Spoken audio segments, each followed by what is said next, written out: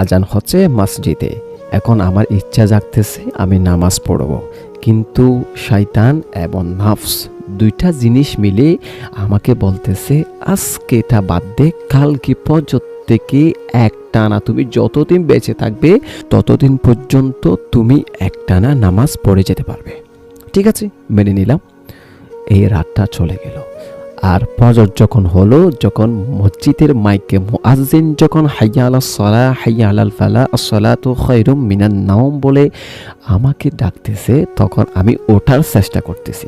জি, যখন মুয়াজ্জিন সকালে আজান দিচ্ছে তখন আমি ওঠার চেষ্টা করতেছি, তখন শয়তান আমাকে বলতেছে আরেকটু ঘুমা। নফস আপনাকে বলতেছে ফজরটা না হয় কাজা হয়ে যাবে, সেই ফজরের কাজাটা জোহরের সময় তুমি আদা করতে পারবে। দেখেন কিভাবে আমাদেরকে প্রতিনিয়ত ধোঁকা দিচ্ছে, কিভাবে প্রতিনিয়ত আমাদের জীবনটাকে নষ্ট করে দিচ্ছে। এই দুইটা জিনিস আদৌ কি কখনো আমরা ভেবে দেখেছি আমাদের এসব কিছুর পেছনের কারণ কি? কারা আমাদেরকে এভাবে সিগারেট খাওয়াচ্ছে, কারা আমাদেরকে এভাবে সুন্দর সাজানো জীবনটাকে নষ্ট করে দিচ্ছে, কারা?